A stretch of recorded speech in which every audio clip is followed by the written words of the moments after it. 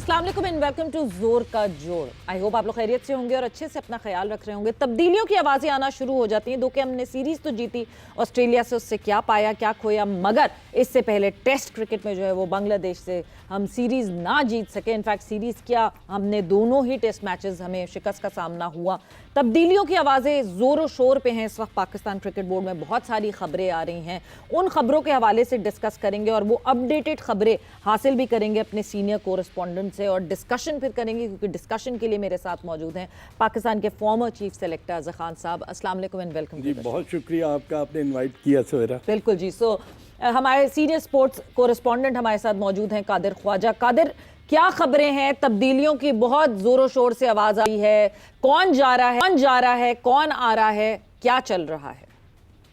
देखिए, जब टेस्ट हम मैच हारे हैं बांग्लादेश से 2-0 हुआ है, उसके बाद से ये बातें गर्दिश करने लग गई थी कि शान मसूद को जो है वो कप्तानी से हटाया जा रहा है। बिल्कुल इसमें सच्चाई है। हमें भी जरा ने कंफर्म किया कि शान मसूद के जो सितारे हैं वो गर्दिश में।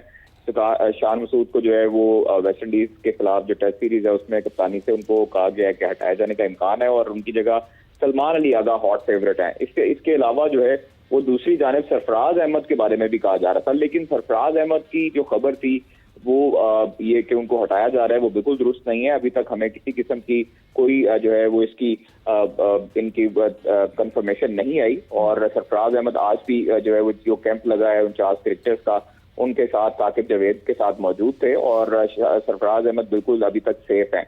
यूनुस खान और मोहम्मद हफीज की जो है वो कुछ रोज कबल चेयरमैन पाकिस्तान क्रिकेट बोर्ड जराये में बताते हैं कि मोहसिन नकवी से उनकी मुलाकात हुई है और यूनुस खान और मोहम्मद हफीज का जो रोल है वो अभी तक डिफाइन नहीं किया गया कि उनको किस रोल के लिए और किस डेजिग्नेशन के लिए लाया जा रहा है। अलबत्ता कहा यह जा रहा था कि यूनुस खान हेड कोच होंगे और मोहम्मद हफीज को सिलेक्शन कमेटी के साथ साथ डायरेक्टर का भी रोल दिया जाएगा। लेकिन हमें जो जराये बताते हैं कि मोहम्मद हफीज को डोमेस्टिक में खास तौर पर एक जिम्मेदारी मिलने का इम्कान है, जबकि उसके साथ साथ यूनुस खान जो है उनको जो बैटिंग कोच के हवाले से भी ऑफर दी गई थी। तो अभी तक ये सिलसिला जारी है और चेयरमैन पाकिस्तान क्रिकेट बोर्ड आज जो है वो हेडक्वार्टर में आए हैं और उसके बाद जो है वो आम मीटिंग्स होंगी और उसके बाद तमाम फैसले होंगे। क्या सलमान बट की भी बातें गर्दिश में चल रही है कि सलमान बट को भी एक नया रोल दिए जाने का भी इम्कान है। ठीक है कादिर, बहुत बहुत शुक्रिया आपकी अपडेट का। अजहर खान साहब के नाम ऐसे आ रहे हैं और मेजरली जो नाम आ रहे हैं, अगर हम यूनुस खान की बात करें, अगर हम मोहम्मद हफीज की बात करें, they have a reputation of being dead straight forward. उनको आप उनके ऊपर जो है वो कहते हैं ना, एक तरह से वो यस बॉस नहीं बन सकते। सो इसका मतलब ये कि कहीं ना कहीं हम कहेंगे जी अब पाथवे बेटर हो रहा है। नहीं, वो आपकी बात तो बिल्कुल सही है, मगर मैं ये कहूँगा कि इन चीज़ों की ज़रूरत क्यों पड़ी जी, वो इसलिए कि we lost the series against Bangladesh desperately. Yes. अब एक चीज़ जो मुझे समझ नहीं आ रही वो ये है कि पाकिस्तान क्रिकेट बोर्ड जो है जब भी डिसीजन लेगा तो क्या वो यूनुस खान और मोहम्मद हफीज़ को लाने के लिए किन लोगों को सेक्रीफाइस करेगा। देखें, अगर सरफराज अहमद को आए हुए कितनी देर हुई है, आई थिंक मेरा ख्याल है कि उनको ये एक ही पहली सीरीज थी जो बांग्लादेश के against. You should not be changing and chopping your management so quickly. No knee jerk reaction. Exactly. अब आप देखें कि अगर आप इस तरह नया प्ले नया अपना सिस्टम लेके आ जाएंगे, नए कोचेस लेके आ जाएंगे, तो सवेरा मुझे ये बताएं कि जो चले गए हैं उनके लिए तो फिर कोई टाइम ना हुआ, उनको तो टाइम मिला ही नहीं। उन्होंने तो अपने आप को एक्सेल किया ही नहीं। सिर्फ एक या दो सीरीज के बाद अगर आप चेंज करते रहेंगे तो ये बड़ा, मैं समझता हूँ, मुश्किल होगा ये ऐसा डिसीजन। हाँ, देखना ये है कि आने वाले वक्तों में आपको भी और हमें भी पता चल जाएगा कि कौन सी चेंजेस आ रही हैं। अच्छा, जैसे कादिर ने कहा कि सरफराज अहमद की खबरों को तो बहुत हद तक जो है सबने उसको रद्द कर दिया है कि ऐसा चेंज नहीं आ रहा है, बट जहां Mohammad Hafeez coming into the domestic setup और may be looking after NCA या फिर जो है इंटरनेशनल क्रिकेट को अगर वो देखते हैं, एक अच्छी इंक्लूजन होगी। जस्ट टू रिमाइंड यू कि मोहम्मद हफीज एक छोटे से टाइम फ्रेम के लिए पहले भी आए थे और शायद लड़कों पे इतनी सख्ती हुई थी कि आपको दिख रहा था कि लड़के उनसे रिबेल कर रहे थे, मगर ऐसा ही सख्त शायद अब लड़कों के लिए कोई चाहिए, बिकॉज जिस तरह की परफॉर्मेंसेज आ रही हैं। एक एडमिनिस्ट्रेटर जो है ना, आपको एक ऐसा चाहिए जो कि डिसीजन मेकिंग में ना वो सिर्फ मरहून मिन्नत ना हो चेयरमैन का, ठीक,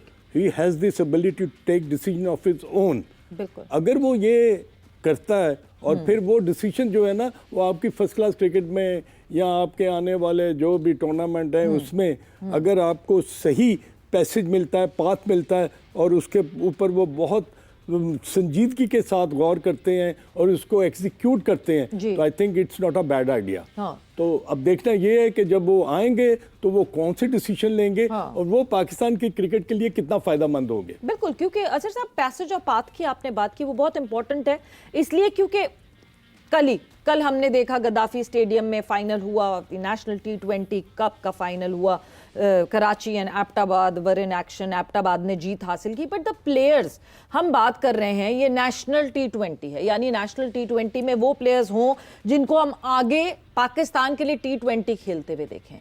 आपको कहीं शान मसूद उस प्लानिंग में नहीं दिखते। Why was Shan Masood playing in that final? आपको कहीं सऊद शकील नहीं उस प्लानिंग में। सऊद शकील आपको ओडीआई की प्लानिंग में नहीं दिख रहे, तो आप T20 खिला रहे हैं। हम हासिल क्या करना चाह रहे हैं? हम सिर्फ क्या टिक मार्क लगा रहे हैं कि ये हमने कर दिया है? हम हासिल तो कुछ भी नहीं करना चाह रहे। नहीं, अब तो वक्त आ गया कि जब आपको ना बहुत स्ट्रांग डिसीजन लेने हैं, Yeah. और वो डिसीजन कौन से हैं जो कि आपके आने वाले वक्त में आपको फायदा दें। अभी आपने T20 की बात की कि फाइनल आपने देखा गद्दाफी स्टेडियम में, और मुझे ये बताएं कि उस फाइनल का हासिल क्या हुआ? 118 या 117 रन जो हैं बिल्कुल, वो एक्सेप्टेबल नहीं है किसी भी तरीके से।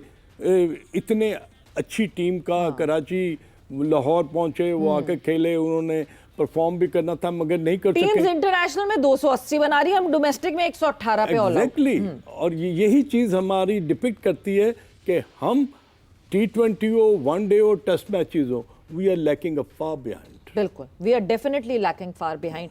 फॉर्मेट टू फॉर्मेट अगर हम बात कर लें, जिस तरह अभी कादिर ने बताया कि टेस्ट के लिए अगर कैप्टनसी की बात की जाए, क्योंकि शान मसूद की परफॉर्मेंसेज नहीं आ रही, दो के डिबेटेबल है ये बात बहुत, तो सलमान अली आगा को कंसिडर किया जाए। बट सलमान अली आगा जो कि T20 के कप्तान हैं, उनकी T20 में परफॉर्मेंसेज नहीं आ रही। T20 अभी हमने बहुत टाइम बाद खेलना है, अभी हमने ऑलमोस्ट कोई 1 महीने के टाइम फ्रेम के बाद टेस्ट क्रिकेट ही खेलनी है। क्या ये तब्दीली जायज़ होगी?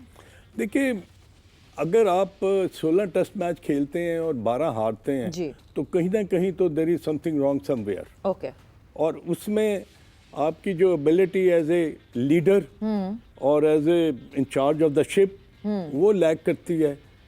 आप जब भी डिसीजन लेते हैं ना तो 2 टेस्ट मैचेस में दोनों दफा टॉस जीतकर आपने अपनी ऑपोजिशन को कहा कि तुम बैटिंग करो, जी।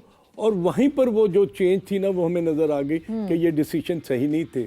दुनिया में कितने भी बड़े कंट्रीज होंगी ना जो क्रिकेट टेस्ट मैचेस खेलती हैं, वो हमेशा कंडीशंस को नहीं देखती। उन्हें पता है कि इतनी गर्मी पड़नी है, पिच जो है वो डॉसाइल हो जाएगी, अब्रेसिव हो जाएगी, बॉल टर्न करेगा, ग्रिप मतलब करेगा। 4th इनिंग में खुद को भेज देना एक सबसे बड़ा क्रिमिनल एक्ट है। यस, आप इंग्लैंड में हो, ऑस्ट्रेलिया में हो, न्यूजीलैंड में हो, they will not let you कि जी आप आके अगर टॉस उन्होंने जीता तो वो बैटिंग नहीं करेंगे, वो बैटिंग करेंगे ताकि चौथी इनिंग में ना उनको वो पिच की जो वेयर एंड टेयर है वो इम्पैक्ट ना डाल सके। तो आई थिंक ये डिसीजन जो होते हैं ना, ये एज ए कैप्टन आपको लेने पड़ते हैं। You don't have to rely on the others कि वो आपकी टीम मैनेजमेंट आपके लिए डिसीजन ले। In my opinion I think that was the biggest mistake which Pakistan has made. बिल्कुल, toss was the biggest mistake and then debatable है कि क्या किस तरह की टीम खिलाई गई, क्या टीम उतारी गई, क्या उस पर डिसीजन सही थे कि नहीं थे, क्या हमारे पास लड़के हैं लॉन्गर फॉर्मेट खेलने के, टेस्ट क्रिकेट खेलने के, क्या वो सिलेक्ट प्रॉपर्ली हो रहे हैं कि नहीं। बट यस अजहर साहब, बहुत सारी और इफ एंड बट्स बहुत है। मे बी सिलेक्शन कमेटी पे भी बात जाती है, मे बी कोच पे भी बात जाती है, मे बी कैप्टन पे भी बात जाती है, बट ऑल इन ऑल जो शायद टीम वर्क है वो अप टू डेट नहीं हुआ, अब टाइट नहीं हुआ। नहीं, अब ना वो वक्त गुजर गया जबकि आप ना कहते थे कि नहीं अभी इनको और मौका मिल जाए, अभी ये और खेल जाएं। Savera, no, it's not acceptable. Now it's the time to take a very strong and stern decision, और decision for the benefit of the team. जी, आपने वेस्ट इंडीज जाना है, फिर आपने इंग्लैंड जाना है। Time to take strong and stern decision. अगर अजहर साहब, हमारा स्टर्न डिसीजन यहाँ पे भी लेना पड़ेगा बिकॉज वक्त खत्म हो गया। But thank you for being here. जोर का जोड़ का वक्त यहाँ पे खत्म होता है। Saveera Pasha signing off. Take care, bye bye, अल्लाह हाफ़िज़।